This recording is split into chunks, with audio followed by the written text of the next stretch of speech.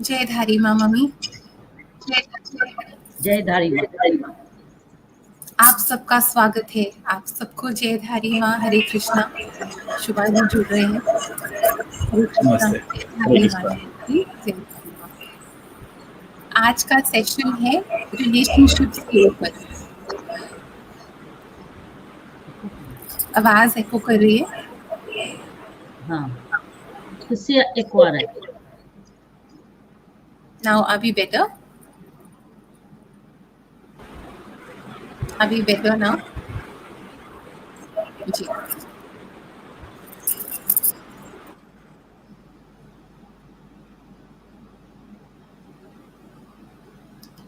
Shubha ji, Shubha ji, Yes. we can hear. Yes. Yeah. I can. आज का session relationships के ऊपर है। Life is one of our greatest teachers. Relationships are our greatest teachers. Shubha ji से चर्चा करते हैं और वो हमें बताएंगे प्रभु राम, माता सीता, हमारी रामायण हमें रिश्तों के बारे में क्या समझाती है, क्या बताती है। शुभा जी। Very grateful to be here amidst you all. And when we're speaking about Ramayan and when we're speaking about relationships, Ramayan is one of those books that actually talk about the highest level of relationships. तो हम जैसे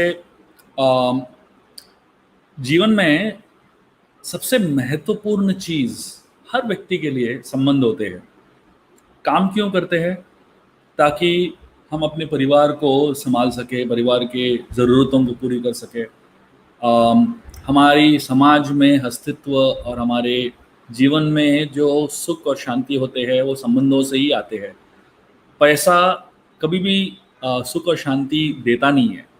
थोड़ा सा satisfaction दे सकता है, लेकिन you really want to actually experience greatness and completeness in your life, relationships are most important. So, from the Ramayan, I would like to share a few very, very interesting thoughts that will help us understand the depth, meaning, and fulfillment of relationships. One of the most powerful stories in the Ramayan, which I would like to begin with, is a story of how communication happens between two people who have deep love with each other. Today is a world of communication, isn't it? Today we have so many mediums of communication. We have emails and phones and WhatsApp messengers and so many types of messengers. So the communication is supposed to be actually much more today than ever before. But you know what the interesting thing is? Interesting thing is that today people are able to communicate lesser than ever before. I know so many people who are staying together but are not able to talk to each other about their feelings, not able to express their feelings to each other. They're just staying together, but absolutely no depth in the relationship. Here's a story from the Ramayan that will actually give us hope, and it'll actually show us how such deep relationships can exist and how they can exist. Just before the coronation of Sita and Ram, Sumantra is sent to bring Sita and Ram to the court of Ayodhya. And when Sumantra goes there, Sita and Ram are communicating with each other. So he calls them to the court, and Sita and Ram are communicating with each other. They're just communicating without speaking a single word. They're communicating with eyes, you know. So Ram is telling Sita, I need to go now. And Sita, she smiles. So Ram smiles back at her and he leaves. And as he's leaving, just before he leaves, he turns around, puts a garland around her, and smiles again. Sita looks at the garland. She looks, she kind of rotates her eyes around Ram's neck. So she is putting an imaginary garland around Ram and she smiles. And then Ram smiles and leaves. Now, Sumantra is a third person observing this. He doesn't understand anything. And the interesting thing is, he doesn't need to understand anything because it's between Ram and Sita. So the communication between them was so powerfully expressive that for Sita and Ram, they didn't have to speak words at all because they have spent so much time together that they understand how the other person is thinking. This is one of the most important things in relationships. Spending time together, spending quality time together. And it's very interesting if you think about it from this point of view. Today, when people have so many means of communication with each other, often people are sitting together, but they're chatting with somebody else. They are on their own phones chatting with someone else only, you know. So in that moment when two people are supposed to be together and talking to each other and spending quality time together, what are we doing? We are ending up actually communicating with somebody else only. The nature of today's gadgets, especially the mobile phone, WhatsApp, messengers, and social media, is that it keeps your mind not able to focus on the present, and it pushes you to focus on something else. So we are with someone, but actually we are not with that person. We are in another parallel world. So what I have understood from the Ramayan is, whenever Sita wants to have a conversation with Ram, and whenever Ram wants to have a conversation with Sita, they just set aside everything else and they sit together and talk, looking at each other's eyes, looking at each other. And the communication is not even verbal many times. And that actually shows us what really meaningful relationships are. When we reach a stage where we don't have to talk to one another, just looking at one another, you can pass the message. That is when the relationships are the deepest. Language becomes a barrier otherwise, you know. So, you know, even if two people speak the same language, it's not that they're going to understand each other. Communication is always dependent on connection. And connection is always dependent on quality time spent together. And quality time spent together is dependent on how less there are distractions when two people spend time together. And that is, in my understanding, the A of relationships.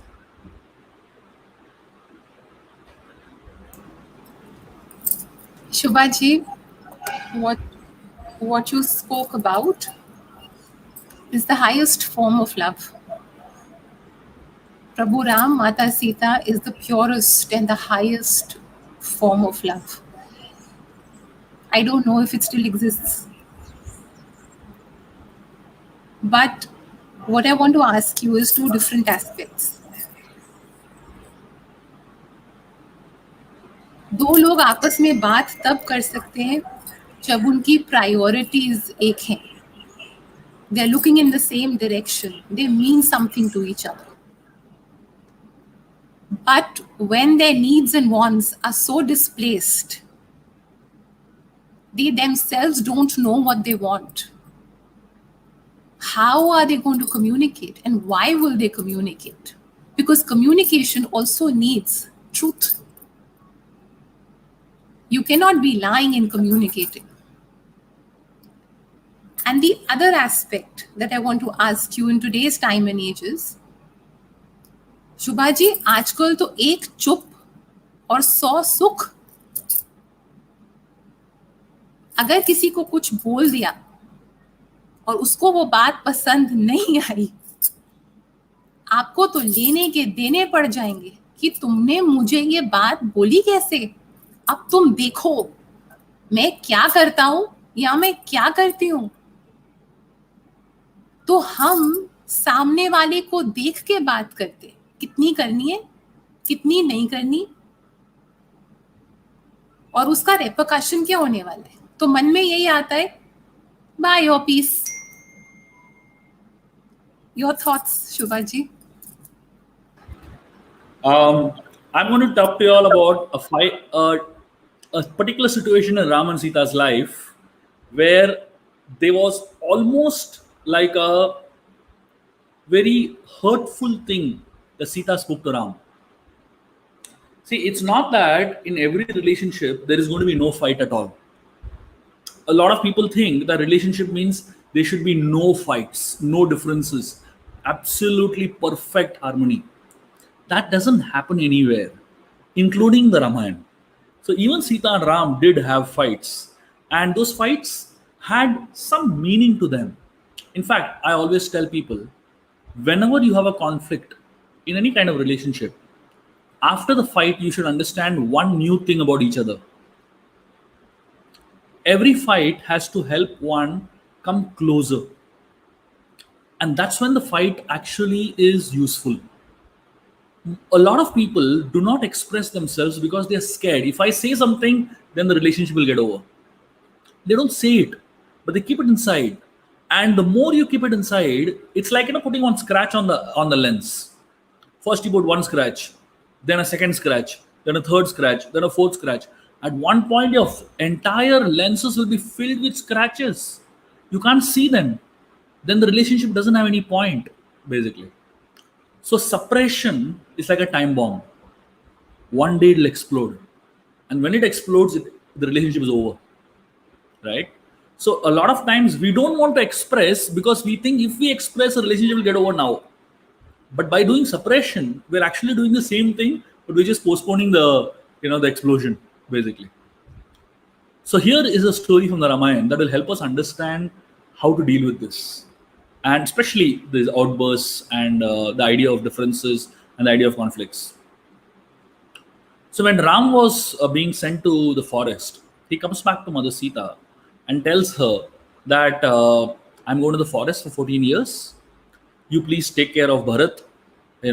He's younger and he needs a lot of care and attention. He's going to be the next king.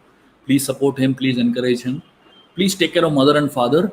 And he says, please focus on your spiritual pursuits. He gives a lot of advice to Sita. Sita asks him, why are you telling me all this? Ram tells her, because you're going to stay here and take care of Ayodhya and its people, and I'm going to the forest. She says, what are you saying? There is no existence of me without you. Ram tells her, no, you can't come with me to the forest because the forest is a very dangerous place. And he tells her, you think the forest is a picnic spot? Let me explain to you. And he actually starts scaring Sita. He tells her that there are wild animals in the forest. There are waterfalls which are so deafening. You can't hear anything when you sleep next to the waterfalls. And he tells her that it's so scary to sleep in the night, and so on and so forth. Sita, she doesn't really get affected by the words of Ram. You know what she tells him? She tells Ram that, of course, there's a long conversation. I'm cutting it short. I'm telling you the essence. After hearing a lot from Ram, Sita realizes that there's no point in discussing with Ram because he is not understanding it. And then she speaks something really heavy, very unlike Sita. She tells him, if my father was here, Janak Maharaj, if my father was here and he heard this, you speaking, this, then my father would have felt that you are a girl who is dressed as a boy. Sita said this to Ram. And Ram was like, he kind of got a little shocked. And he said, okay, you come with me. Now, Ram felt hurt, that she is, undermining him so badly, and she's thinking that he's not capable of protecting her. Whatever Ram felt. But Sita didn't care at that point. Why? Because in her mind, there was something very important, which is the essence of this discussion. In her mind, she was thinking, right now I'm going to hurt him. But the reason I'm hurting him is so that 14 years I can serve him. And when I get a chance, I'll undo this hurt. Sita thinks like this. And she hurts him intentionally.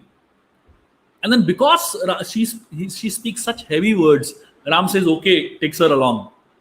But in Ram's heart, there is a pain that he's carrying, right? Because she spoke those words that are very painful. In Sita's mind, she knows she has, made a withdrawal. She has made a withdrawal from the relationship. And she knows that I need to make up for it. So she was waiting for the chance, the right time to make up. And when the right time came, of course, the 13 years that they spent together, she did everything possible to make Ram happy, But after 13 years, the right time came. And something amazing happened. So then Shurpanakha comes in and she, messes up with Ram and Lakshman. And then Ram Lakshman cut off the ears and nose of Shurpanakha. And Shurpanakha goes and brings Khardushan and 14,000 soldiers to attack Ram and Lakshman. So now these 14,000 Rakshasas are coming to attack Ram Lakshman. Ram, when he sees that army, he tells Lakshman, take Sita into a cave. Lakshman says, come on, after 13 years, we're getting an opportunity to fight. My hands are itching for a good fight. And why are you sending me away? Ram says, just take her to the cave, very sternly. And Lakshman understands, now I can't say anything. He takes Sita into a cave. And Ram single-handedly kills 14,000 soldiers headed by Khardushan. After the war is over, Ram, body is filled with blood and bruises and cuts and dust from the battlefield and sweat, and Ram is standing there, and he has his bow on the ground held like that. And then Sita and Lakshman come down, and Sita looks at Ram. Ram doesn't speak a single word. He's just standing there with his bow on the ground, and he's looking very, very sternly at Sita, as if telling her something. You know what Sita does? Sita runs towards Ram. She embraces Ram, and she tells him, if my father, Janak Maharaj, was here, he would have married you to as many girls as he had. And in that one moment, Sita undoes what she did, 13 years back, in one moment, basically. And then Ram actually breathes. He feels like a burden being lifted off. So now the point over here is that it's not that in relationships conflicts cannot happen. It's not that in relationships you cannot express what you feel at a certain point. But when you hurt, remember, first you hurt for a reason that will do good to the relationship. And second, when you hurt, you need to make sure you make enough deposits that can take care of the hurt. Put a balm on the hurt and actually seal the wound that you have caused whenever the opportunity comes in. And from Ram's point of view, it's very important to understand that when Sita spoke those words, he didn't judge her. He just said, he gave her a benefit of doubt. Usually, if somebody speaks like this, they would have, just good enough reason for a divorce probably, nowadays. So, but it's important to give benefit of doubt to people you love and people who really matter to you. And this, I feel, is a very, very important aspect of relationships, because the more you give benefit of doubt, actually people live up to it. And the more you doubt, actually people live up to it. And it becomes a self-fulfilling prophecy. So it's great to have the opportunity to give benefit of doubt to people you love.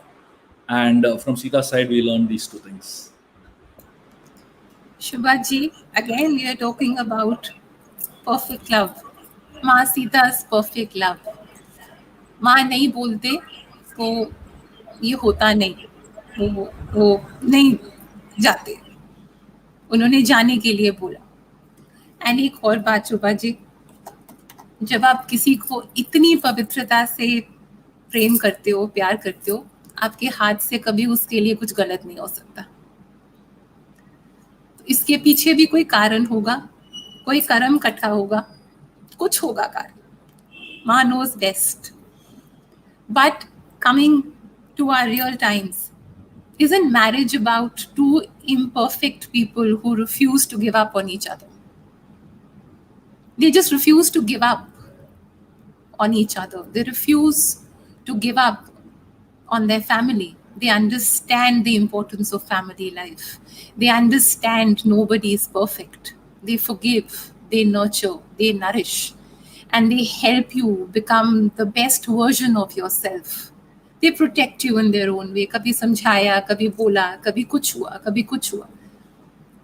But we have to see the source. We have to see the intention. जब कोई बंधन में दो लोग बंधते हैं और साथ वचन लेते हैं, वो बाद में याद क्यों नहीं रहते शुभा जी? वो याद क्यों नहीं रहते? The most important reason याद क्यों नहीं रहता है, एक ही कारण है. मैं एक शब्द में बताऊंगा कारण क्या है. वो है स्वार्थ. स्वार्थ का मतलब selfishness. I'm going to talk about a husband-wife relationship from the Ramayan that actually talks about this and actually reveals this powerfully. Dasharath and Kaikeyi had a great connection with each other. Amazing bond. In fact, Dasharath loved her a lot. And he always found solace in her company. Whenever he had any problems in life, he found her as a person who really helped him deal with his problems. In fact, Kaikeyi accompanied Dasharath in wars. And she helped him fight some of the most important battles of his life. And in fact, once she, at the risk of her own life, she saved Dasharath 2 times in one war. Because of which Dasharath gave her 2 boons to ask, So she actually went out of the way to save his life. So remember, that means for her, and when Dasharath gave those 2 boons to her, she didn't even have any boon to ask. She said, I don't need anything. So Dasharath himself said, whenever you want, you can ask. So look at the extent of love. To the extent she didn't have any desire to ask him, she didn't want anything from him back. She just was doing it because she loved him. But what happened later? Why did the whole relationship change?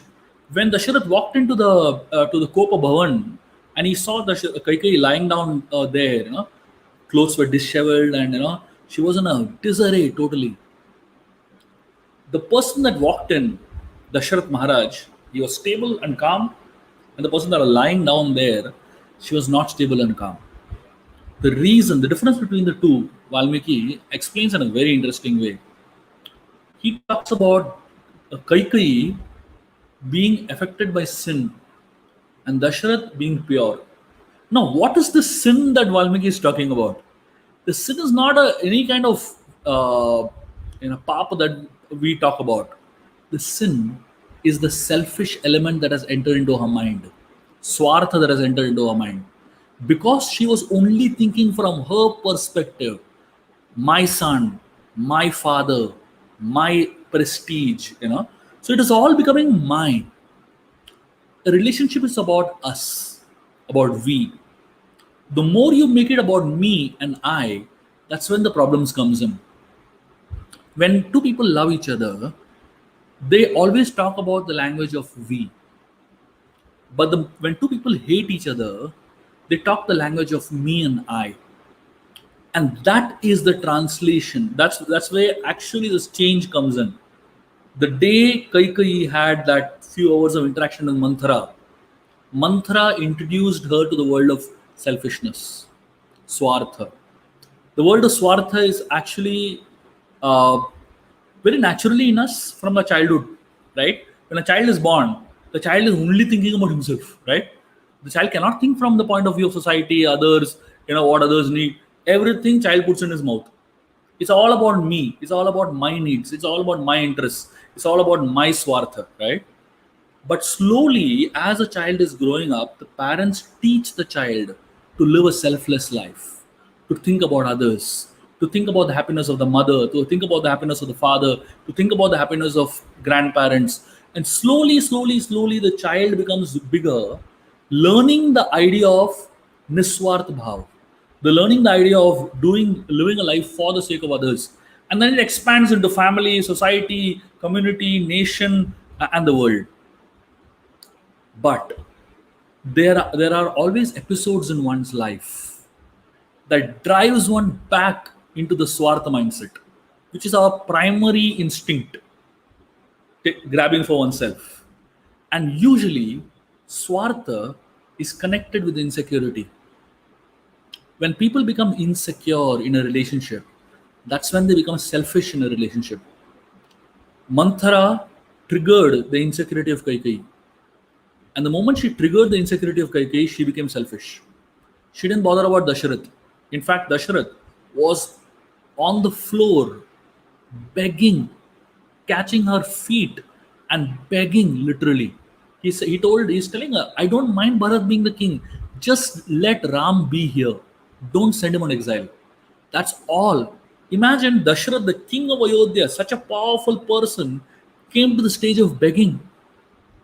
And she just didn't care.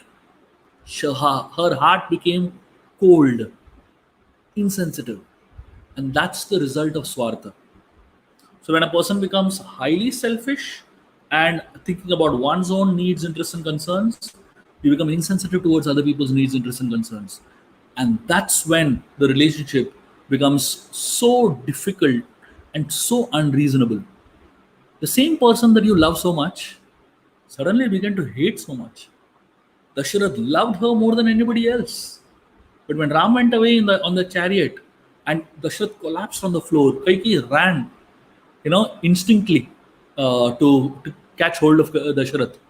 And Dasharath just pushed her away. He said, no, you won't touch me till I'm alive.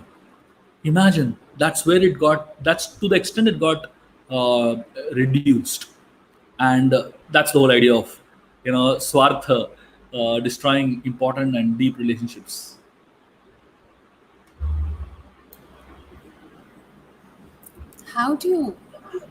We're talking of marriage right now. When one partner loses their way,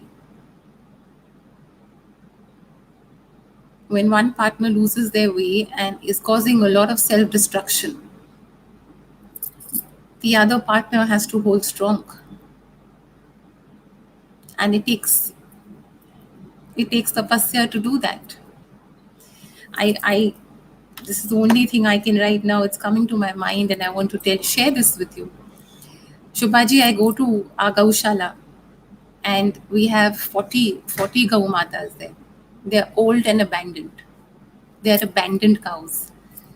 They've been rescued from slaughter homes. But when I look into their eyes, I see nurturance and love. They are who they are. They have been rescued from slaughter homes, but they've not given up on their own essence. That's how true you need to be to your own self. Please talk about our own relationship with our own self. गौ माता की वो जो नजर है, the nurturance in her eyes, the love in her eyes. And yes, Ma realizes Gau Mata, there is pain in her eyes. But even the pain is giving. She's yet nurturing the Srishti with her presence. That's how nurturing the partner needs to be, to hold the family together. Does that exist? Absolutely. The idea of looking at others as humans is so very important. In today's times, the unfortunate part is that we look at people not as human beings. We look at them as numbers. And it's so very sad when we start looking at people as numbers and not as humans. It happens in the corporate world. It happens in families. It happens in schools and colleges. All of us are used to having roll numbers, isn't it? All of us are used to having roll numbers. So every corporate organization gives you a number. So for a lot of people, for managers, for leaders, for people who are leading families also, it's simply a number. But the reality is we are not numbers, we are all human beings. And the more we are treated as human beings, the more there is love and respect. The interesting thing in the Ramayana is that during the Ram Ravan war, when the whole war of Lanka was going on, something very interesting was happening just on the sides. It's not such a very elaborately mentioned part, but it's a very important part, which I feel is relevant in this point. Whenever a Rakshasa soldier would die, Ravan gave a very clear instruction. Any soldier that is dead, throw them into the ocean. That was a clear instruction he had given. Why? Because the enemy should not know how many people have died from our side. So he just didn't want the enemies to know the reality, of numbers. Throw them into the ocean, basically. But whenever a Vanara died on the Lord Ram's army, Ram told them, respectfully keep the body of the Vanara aside, so that we can cremate the Vanara and give him the due respect. And interestingly, at a particular point when Hanumanji went and got the mountain, and the Sanjeevani booty, when the mountain arrived, all the Vanaras who were dead, they actually revived. They got back to life, and they became completely normal. And all the Rakshasas, they didn't revive because they were inside the ocean. So the interesting thing is, when you start looking at people as human beings and not as numbers, you think about each one individually.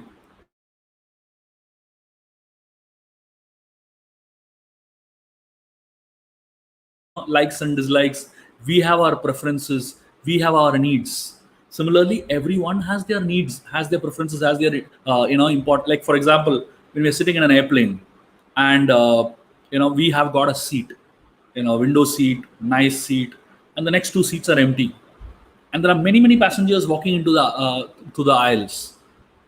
Every person, I'm sure you will all understand this and relate to this. Every person who's walking in, you're just hoping they don't sit next to you.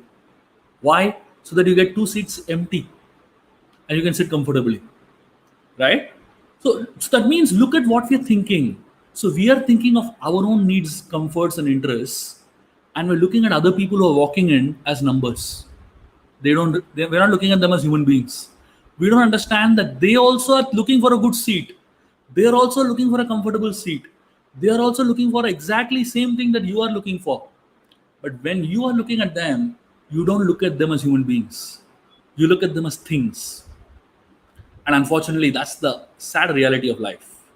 We start loving things and using people instead of loving people and using things. And this is where the dichotomy lies. And this is where relationships die a very miserable death, because of that lack of respect, the lack of,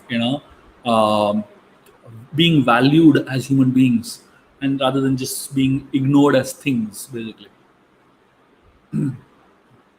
शुभा जी, क्या करें जब हर रिश्ता is an agenda? It's an agenda. What is in it for me? And when you're aware of it, how do you maintain the balance? Because you know the person in front of you is associating with you because of an agenda.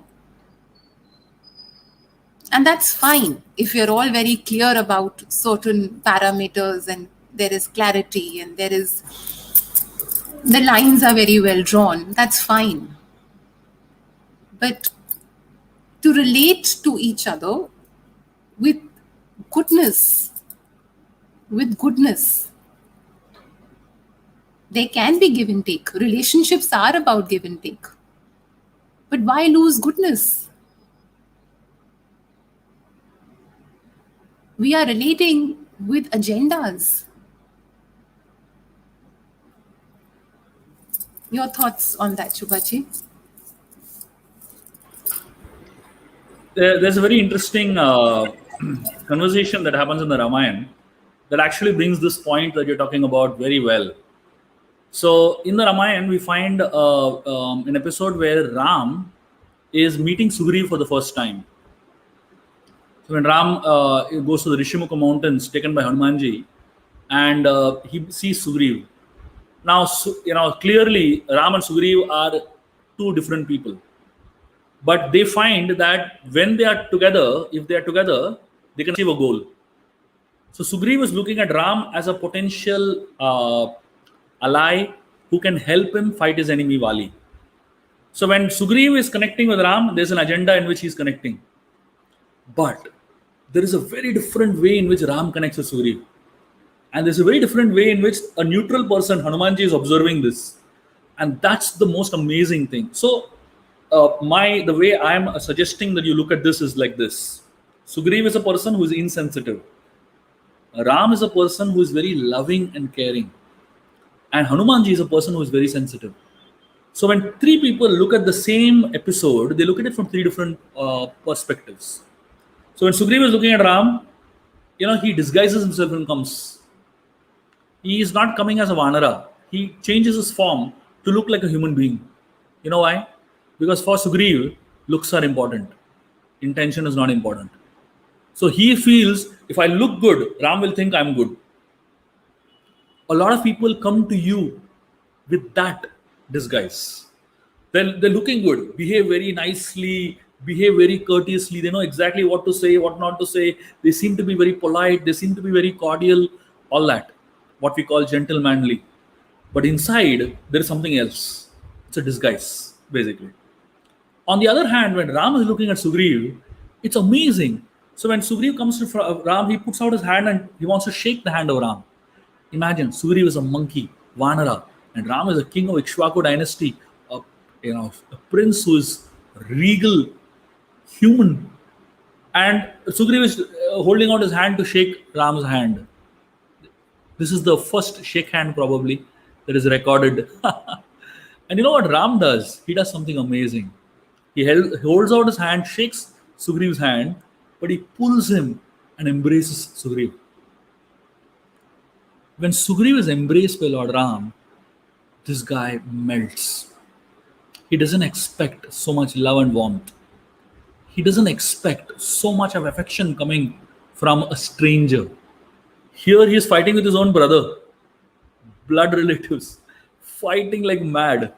And here is a total stranger. First time he is meeting him, he's receiving him with such a warm embrace.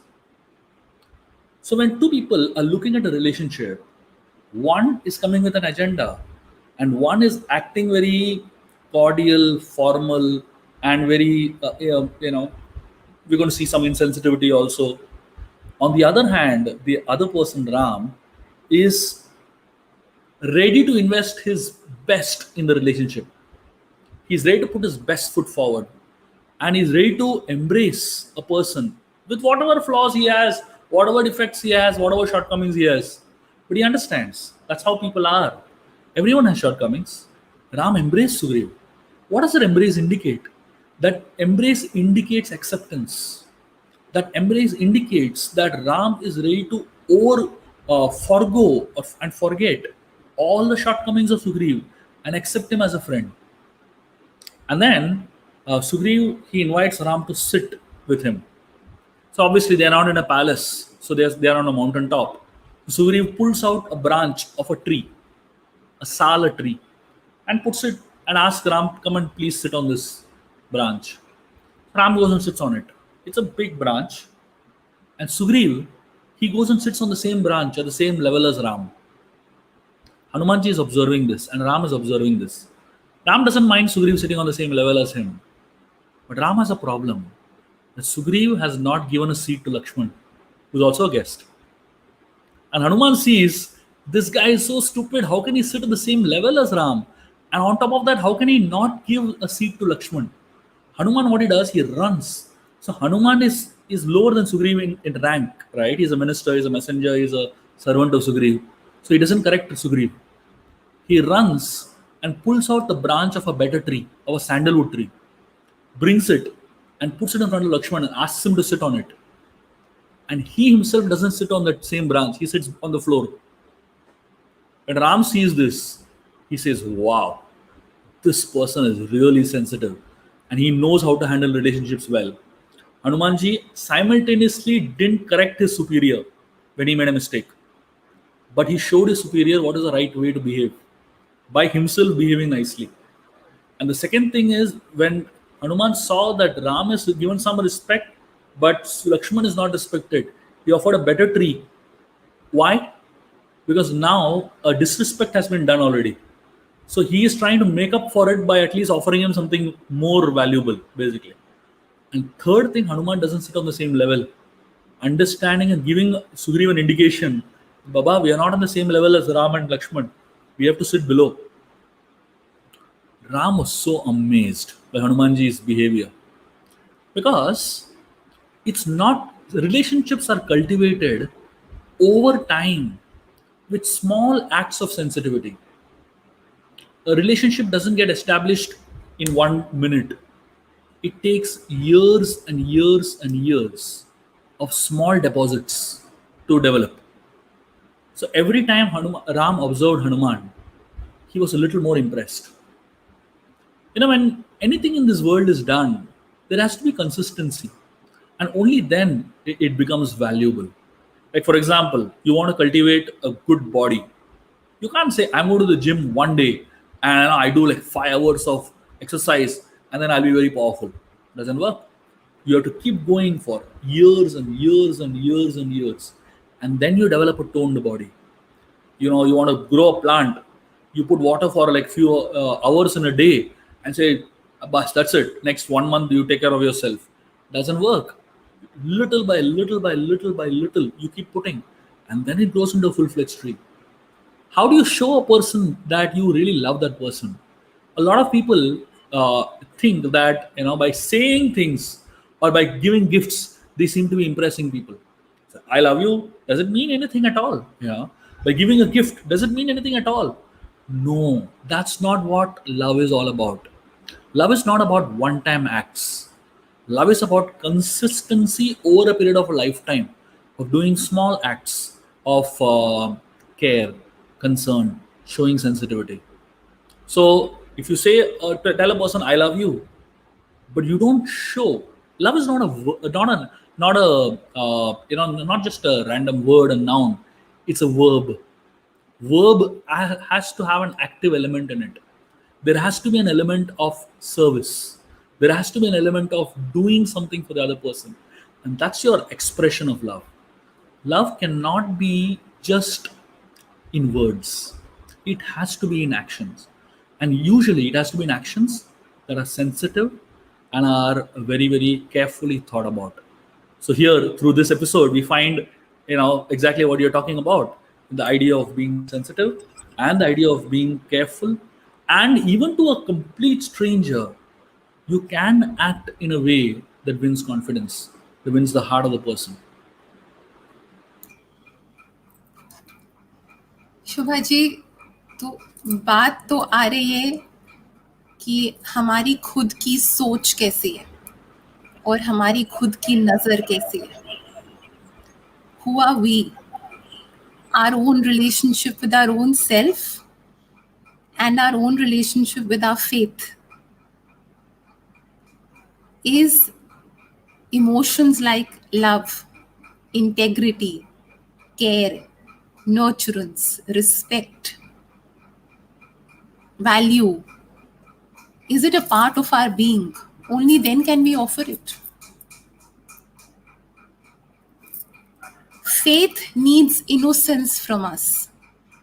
But today's time does need a bit of alertness from us. So you can be extremely innocent inside. Outside, you have to be that wise. Because a slip or being foolish or giving in could cost you very heavy. Please guide us.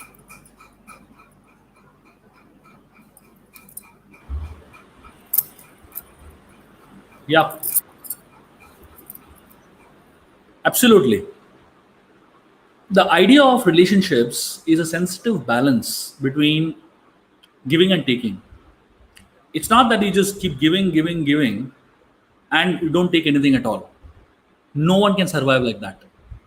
For a well to actually start keep giving water, it has to take water also, right? When well takes water from the rain and then it gives it out. And wells that only keep taking and never give out, they actually become very stagnant and become useless. So well has to give out water for it to remain fresh. But at the same time, the well has to receive water also for it to be filled. So for us to give love to somebody else, it is important that we experience love. We experience love, and that can be shared with the world. But unfortunately, a lot of times we are put in situations where we're surrounded by people who only expect to take from us and they hardly give us. So, in such times, you have to find someone who can give you that love. It could be a spiritual context, it could be a friend, it could be some other family member, it could be somebody who's a colleague in your office, someone that you can have an emotional connect with. Human beings are need a reciprocation. We are all not rational animals. We're actually relational animals, isn't it? I mean, the very fact that social media, so many different social media sites are so famous, simply shows that everyone is looking for love. Everyone is looking for deep relationships. Everyone is looking for meaningful relationships. And therefore, if you want deep, meaningful relationships, it's important to go deep and have soul searching conversations with at least one person in your life. You know, um, I very distinctly remember one thing that I almost can never forget.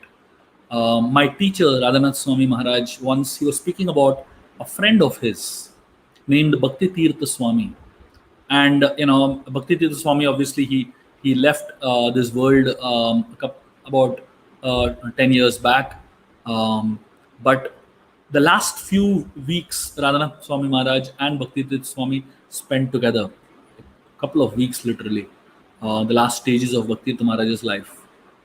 So post that, Radhanath Maharaj was sharing his relationship with Bhakti Tirtha Maharaj, and he spoke something amazing. I can never forget that.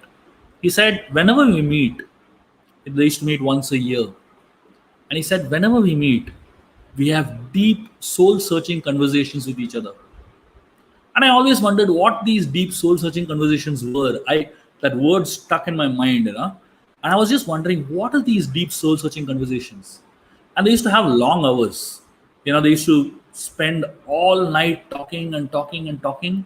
The next day morning, they would get up, attend the morning aarti and all that, few hours, and then again they would continue talking all day long. Like that, they would spend a couple of days like this.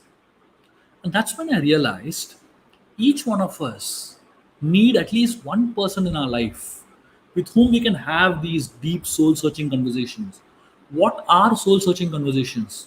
Soul searching conversations are those conversations that make you feel that you are understanding yourself better. There are some people, when you speak to them, you actually understand yourself better. And that's amazing. It happens with everyone, I'm sure, right? There are some people you speak to, you only understand them better because they speak so much about themselves. But there are some people, when you speak to them, you understand yourself better because they are able to engage in conversations that are not only about themselves, but it's also about you. So, of course, and you have to play the same role for that person also.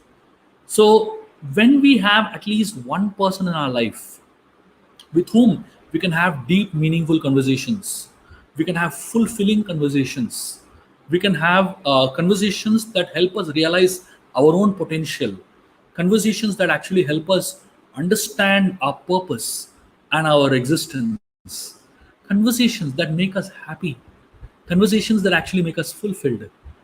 That's what deep soul searching conversations are. And every human being should have at least one person in life with whom the person can have such conversations. And these conversations make life and make relationships meaningful, deep, and fulfilling. Yes, you will have plenty of relationships which are all about, you losing and somebody else gaining, basically. But you should have at least one relationship in your life which is all about you being nourished and fulfilled. And I'm sure it's not too difficult to, among your 5,000 friends on Facebook, to find one friend with whom you can have such a deep conversation, basically. And that's all you need. You don't need 5,000 friends. You just need that one friend with whom you can have these deep conversations, basically. And that makes, and of course, if that friend can be your wife, your husband, it could be your child, it could be your mother, father, it could be your brother, sister, it could be any friend in your neighborhood, it could be a colleague, it could be anyone. But everyone needs at least that one person with whom you can have these deep conversations. And then everything else can be tolerated. All the ups and downs of life can be tolerated. All the struggles, challenges of life can be tolerated. All the difficulties of life can be tolerated if we just have that one person. Shubhaji, I'm coming back to a certain point. What is self-love? Because you can't have these conversations if you're not 100% true to your own self. If you don't know yourself, if you're not true to yourself, and your relationship with your faith is not 100% pure, then what's the point? And if you can't have an honest conversation with your own self, how can you have it with anybody else? Isn't prayer a time when you are supposed to listen? Isn't that a special time when you're supposed to listen? When you're praying and you're conducting yourself, you're living, we're doing everything. अपनी दिनचर्या हम लोग कर रहे हैं, अपनी क्रिया भी कर रहे हैं, कर्म भी कर रहे हैं. Are we 100% true to our own self? Self-talk, our self-talk with our own self, is that true? Then we come to step 2. And what is self-love? Shubhaji?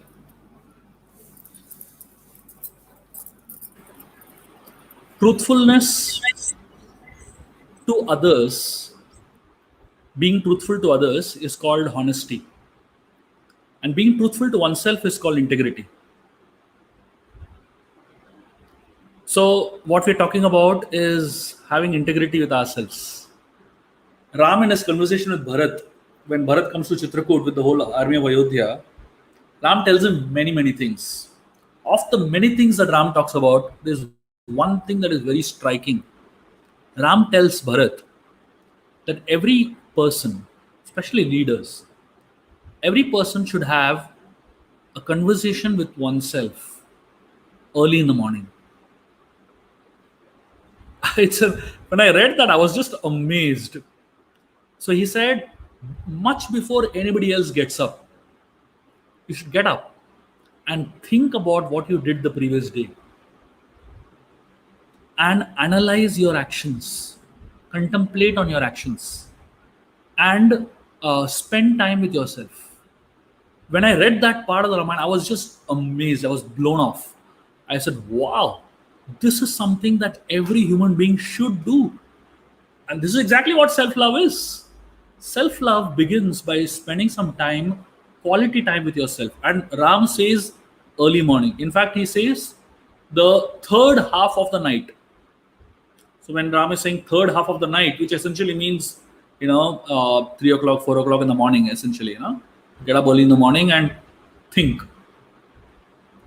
And it's very interesting that at that time, early in the morning, when nobody is awake, no noise around, no phones ringing, no messages buzzing, no pressures of work immediately, and nothing, fresh mind.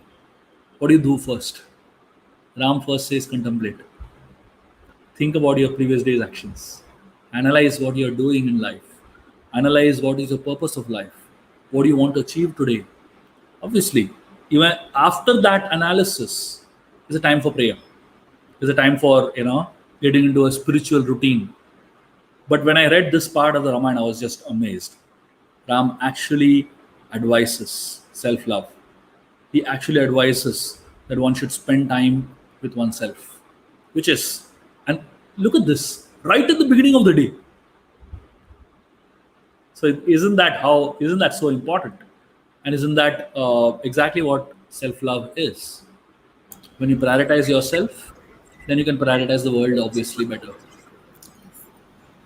बहुत बहुत ईमानदारी मांगता है, बहुत ईमानदारी मांगता है. Self love बहुत ईमानदारी मांगता है. Mummy, would you like to? Shubhaji, this is one of the finest discourse on relationships based on true stories from Ramayana I've ever heard.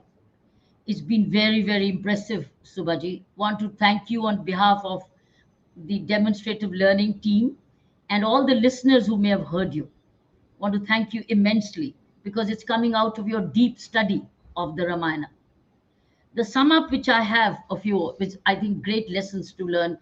I had read about relationships, but the manner in which you've explained it is unparalleled. Here is my quick sum up. You said communication through eyes is also existing, and you gave us a beautiful example of the eye look relationship between Rama and Sita, Mother Sita. They understood the quality of time together. Ram, Sita, whenever together, they set aside everything else. This is the third thing you said. Quality time means setting aside everything when you mean so much to each other. And it also means zero distraction. That means putting aside iPhones again. There is no attraction. That's why many meetings, people are told, leave your phones outside. Many meetings we are told, and we do say, please put your phones outside, because while in a meeting, you're constantly getting distracted. You also said relationship includes difference of opinions and fights which have a meaning, and it must help one come closer. So in a relationship, it doesn't mean you will never have a fight, but they have a meaning, and it only helps you come closer. It's a fact. Many times we've heard when in a relationship people fought, but after that they came closer because they got to know each other, they heard each other. So, and you have advocated to avoid scratches on the lens. It's better than otherwise you explode later. To avoid scratches, it's better to share out and explode earlier. You also said that sometimes in communication, there's an intentional hurt, but it is to be making up later.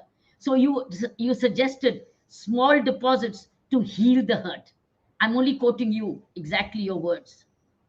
You also said when Saina asked you what happens when a communication breaks down, why it breaks down, and you said it is when the entry of sin over purity, and there is a selfish interest. There's a sin which has entered. And you also said the relationship is about us and we, not me and I. And you can say the same person when he becomes unreasonable. That's when it is towards I and me. And you also said that we human beings are not roll numbers. We are human beings, and you told us of a great story how the Werners were Werners were saved, and they all came alive after the mountain came and the booty came, the Sanjeevani booty came, while the Rakshasas all got drowned in the sea because they were only numbers. They were not human beings. So you said when relationship becomes an agenda, we also lose goodness. That's when Saina asked you, when does it happen? When relationship becomes an agenda. And you also said relationship is cultivated, as you said, in small deposits. It needs consistency, needs perseverance. It's like plants being watered. And love is not a one-time account. Consistency over the years, it's a verb. Love, as you said, is a verb to be cultivated in relationship. And in a sensitive balance to give, but also receive. It cannot be one way. Many times housewives only give, but the husbands only receive. they also want a give and take of a loving relationship and caring. And you also said it's soul searching. Every person needs one such in life. And then you said to feel nourished. But in the end, I think it's just wonderful, which I feel, even if you get one friend, but in the end, you said, I would say, I've read somewhere that if you're not a friend to yourself, then you are in wrong company. So if you find a person, you're blessed. But if you don't find, then it is you who's your friend. Be your own friend. Otherwise, you are also in bad company. I think this is the way I would like to sum up what you said, Shubhaji. I want to thank you for the immense knowledge you gave us all. Thank you, Sainath. Thank you. Thank you, Mummy. Thank you, Kiranji. Your summary is much better than my entire 1 hour's discussion. It's all your work. Our learning from you. Wonderful. Thank you very much. Thank you, Sainaji. Very grateful to all of you all for giving me this opportunity to serve. And thank you to Demonstrative Learning for providing this platform to serve.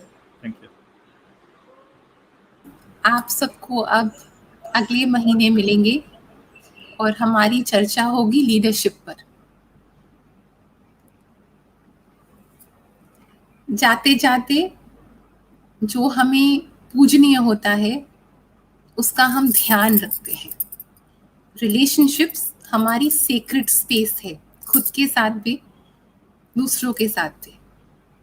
उसका ध्यान रखिए, उसको exploit मत करिए।